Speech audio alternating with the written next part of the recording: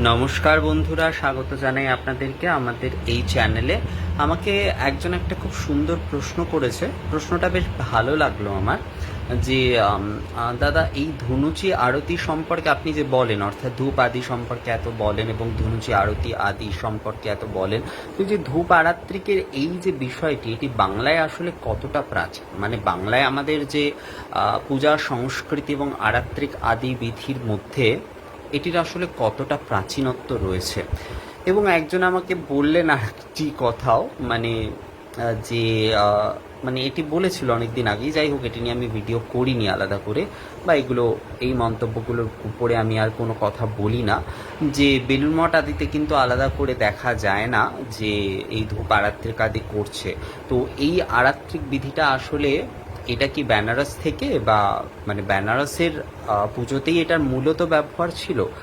একেবারেই নয়। এটা পুরো আমাদের যে বঙ্গীয় রয়েছে আর কি, বলতে গেলে মানে আমাদের যে পুরো পূর্ব ভারত বলা চলে, সেখানেই এটার যথেষ্ট পরিমাণে ব্যবহার ছিল এবং সেটা করা হতো এবং আজও করা হয়। বহু আমাদের যে পুরনো বনেদি বাড়ি আদি রয়েছে, সেখানে কিন্তু এখনও এই বিধিতে আরাত্রিক করা হয়। প্রথম কিন্তু এই ধুনুচি দিয়েই আরাত্রিকটি শুরু হয়। তো এই যে ধূপ ধুনোর এই যে আরাত্রিক বিধি, এটা কিন্তু বাংলার একটা খুব প্রাচীন বিধি। আসলে আমাদের এখানে ওই যে নারকোল ছোবড়া আদি এগুলিরও যথেষ্ট পরিমাণে পাওয়া যেত, এবং সে কারণে এই বিধিটি একটা খুব গুরুত্বপূর্ণ বিধি ছিল। এবং সবথেকে বড় কথা, এটিকে যজ্ঞীয় ধূপ বলা হচ্ছে। পরবর্তীকালে যখন পৌরাণিক সময়কাল আসলো, তখন এটিকে যজ্ঞীয় ধূপ বলা হচ্ছে। তন্ত্র বাংলা কিন্তু মূলত, যেহেতু আমাদের লৌকিক এবং তন্ত্র ধারার পুজোই আমাদের এখানে প্রধানত, যদি আমরা দেখি, প্রধানত এখানে কিন্তু লৌকিক এবং তন্ত্র ধারার পুজোই আমাদের এখানে মূল। তো এই কারণে দেখা যাবে যে তন্ত্রের খুব আধিক্য রয়েছে এবং লোকাচার এবং লোক পূজা আদিরও কিন্তু বেশ আধিক্য রয়েছে। তন্ত্রে কিন্তু সেই অর্থে যে বর্তমানে যে হোম আদির যে বিষয়, এটা অ্যাকচুয়ালি খুব মিশ্রিত। মানে এই যে এটার মধ্যেই নামাগ্নি এবং ওই যে পদ্ধতি, মানে এটা অনেকটা পৌরাণিক ব্যাপারের মতো হয়ে গেছে আর কি। মানে অনেকটা পুরাণ যেরকম আর কি আগাম এবং বেদের একটি সংযোগে আর কি বিষয়, তো আমাদের বর্তমান হোমের বিষয়টি অনেকটা তাই। আমাদের যদি তন্ত্রোক্ত হোমের যে বিষয় দেখি, আসলে এটি আদি যেটা ছিল, এটি কিন্তু ধুনি ছিল। এই ধুনির কিন্তু কোনো বেদি আদি হতো না। ধুনি কিন্তু এরকম পাত্রে, এরকম ওই অগ্নির মধ্যে কিন্তু আহুতি আদি প্রদান করা হতো। এবং আরাত্রিক বিষয়টিও আমরা যদি দেখি, আসলে আমাদের এই যে পূজা, অর্থাৎ তন্ত্রের যে পূজা, সেখানে কিন্তু এই যে পূজা আদি বিধি আমরা করছি, আমরা ষোড়শোপাচার, দশোপাচার, উপাচার আদি যে নিবেদন করছি, এইটাই কিন্তু মূল। এই উপাচার আদি বিধি নিবেদনের পরে আমরা কি আরাত্রিক করছি। এই যে আরাত্রিকটি, এটিও কিন্তু আসলে আহুতি কর্মই। এই যে আমরা ধূপ দীপ আদি নিয়ে যখন আরাত্রিক করছি এবং এই যে জপ করে চলেছি, তো এটি কিন্তু ওই যে ধূপাগ্নি রয়েছে এবং ওই যে যার আরাত্রিক করছি, সেই জ্যোতিস্বরূপের যে নামাগ্নি ওইটি, সেই ধূপ আদি দ্বারা আরাত্রিক করছি। এবং ওই ধূপ আদির মধ্যে কিন্তু আমরা ওই যে মানে আবর্তন করছি, এটি কিন্তু আসলে ওই আহুতিই দিচ্ছি। এটি কিন্তু আহুতি দিচ্ছি, তার প্রতি কিন্তু আমরা আহুতি দিচ্ছি। আসলে পুরনো বেশ কিছু পরিবারে যদি পুজোর পদ্ধতি দেখা যায়, সেখানে ধূপ আরতি করা হতো 21 বার। 21 বার কিন্তু এই ধূপ দ্বীপ হচ্ছে প্রদক্ষিণ, মানে আবর্তন করা হতো। তো এই যে যে বিষয়টি, এটি কিন্তু খুবই মানে প্রাচীন বিষয়। এই বিষয়টি কিন্তু খুবই পুরনো একটি পরম্পরা। এটি কিন্তু নতুন পরম্পরা মানে যে বা বেনারসেই প্রচলিত এরকম বিষয় নয় একেবারে। অনেকে এটাকে ভাবেন যে এটা আদি পরম্পরা, এটাই আদি পরম্পরা। এই যে ধূপ দ্বীপের আমাদের যে আরাত্রিক, এইটাই আমাদের আদি পরম্পরা। বর্তমানে আমরা যে আরাত্রিকটি দেখি, প্রধানত ওই যে মঠ এবং মিশন আদি মন্দির আদিতে যেটি বিশেষভাবে দেখে থাকি, এটি অনেক আধুনিক।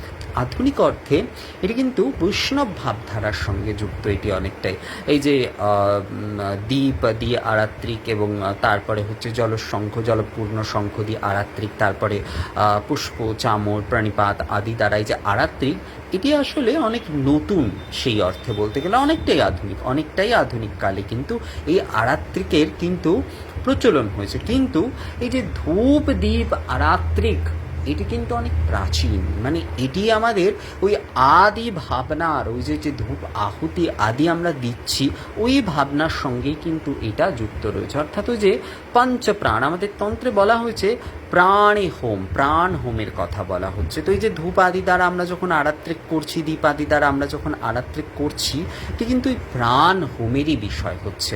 এই জন্য বলা হচ্ছে যে আমাদের যে বিষ্ণু ধর্মোত্তরে বলা হয়েছে যে ধূপ দ্বীপ আদি দ্বারা আরাত্রিক যিনি শ্রী বিষ্ণু দর্শন করেন, তিনি পরম পদ লাভ করেন, শ্রীহরির পরম পদ লাভ করেন। এবং আরাত্রিকের অন্যান্য উপাচার আদি, মানে আরও অন্যত্র জায়গায় রয়েছে এই বিষয়টি, যে অন্যান্য উপাচার আদি না দিয়ে করতে পারলেও কেবলমাত্র দীপমালা, ঘৃত দীপমালা এবং ধূপ আদি দিয়েও কিন্তু আরাত্রিক করা যেতে পারে।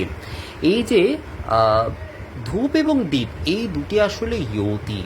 এই যে আমরা এই যে নামাগ্নি প্রজ্বলন করি না, যে দুর্গা নামাগ্নি, সরস্বতী নামাগ্নি, শ্রী শ্রী শারদা সরস্বতী নামাগ্নি, মহালক্ষ্মী নামাগ্নি, এই যে ধূপের মধ্যে আমরা যে ধূপাগ্নিটি প্রজ্বলন করছি, ওটিও আসলে নামাগ্নি।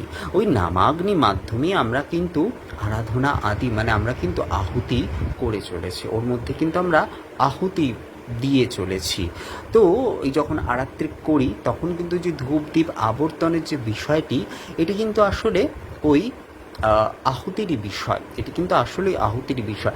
তন্ত্রে যেমন দশাঙ্গ ধূপ হোমের কথা বলা হয়েছে, জ্ঞানার্ণব তন্ত্রে বিশেষ করে বলা হয়েছে, এবং দক্ষিণ প্রদেশাদি এবং আমাদের বহু জায়গায় এই দশাঙ্গ ধূপ হোমের কথা রয়েছে। কিন্তু বর্তমানে এই প্রথাগুলি একেবারেই লুপ্ত।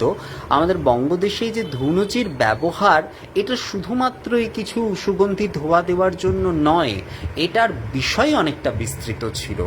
এর মাধ্যমেই এই যে ধূপ নৈবেদ্য হোক বা এই যে ধূপ হোম, এই যে সংক্ষিপ্ত হোম করার একটি যে বিষয়, এই বিষয়টি কিন্তু এর মধ্যে, মানে তন্ত্রের একটি খুব মূল ভাব যদি দেখা যায়, এই যে নামাগ্নি এবং ধূপাগ্নির যে বিষয় আর কি, সেটি কিন্তু এই ধূপ আরাধনা, এই ধনুচি ধূপের মধ্যে খুব স্পষ্টভাবে ছিল। তো এই আমাদের যে ধূপ আরাত্রিকের যে পদ্ধতি বা ধূপ আরাত্রিকের যে ক্রিয়া, এটি কিন্তু অনেক প্রাচীন। আমরা আসলে বর্তমানে আমরা তো কতকগুলি কি বলবো, মানে খুব সীমিত জিনিসপত্র আমরা দেখছি, এবং সেই জিনিসগুলোই আমরা বারবার দেখছি, যেহেতু আমাদের মনে হচ্ছে যে ওইটুকুই বোধহয় শুধু না। আমাদের হিন্দু ধর্ম কিন্তু একেবারেই ওইটুকু শুধুমাত্র নয়।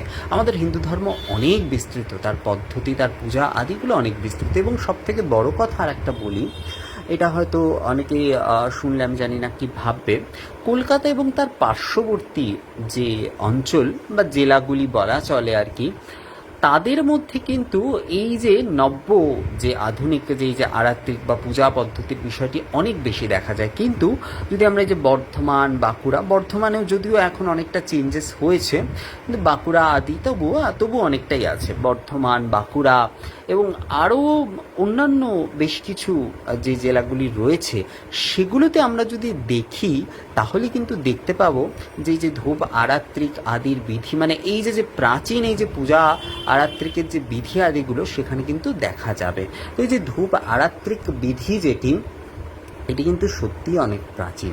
মানে ধূপ আদি দ্বারা প্রথমে হচ্ছে আরাত্রিক করা, এবং মানে এই ধনুচি ধূপ, অবশ্যই ধনুচি ধূপ দিয়ে আরাত্রিক করা, তারপরে হচ্ছে দীপমালা দ্বারা আরাত্রিক করা, এবং তারপরে হচ্ছে ওই যে তাল পাতা থেকে শুরু করে সেটা অশ্বত্থ, বেল, আম আদি পাতা যাই হোক না কেন, তা দিয়ে কিন্তু এই বিয়াজন করা, এইটা কিন্তু হচ্ছে আরাত্রিকের মূল এবং প্রাচীন বিধি সেই অর্থে। তো ধূপ এই যে ধূপ আরতির যে বিষয়টি, এটি কিন্তু বাংলার সত্যি অনেক পুরনো, এবং দেখা যাবে আমাদের যে বাংলার যে খনন কার্য আদি যেগুলো হয়েছে, সেখানেও প্রত্যেক জায়গায় মাটির ধূপদীপ পাত্র এমনভাবে পাওয়া গিয়েছে যে সেটি সত্যি খুব মানে বলা চলে যে দেখলেই আর কি বোঝা যাবে যে ধূপদীপের ব্যবহার সেই সময় কীরকমভাবে ছিল আর কি বাংলায়।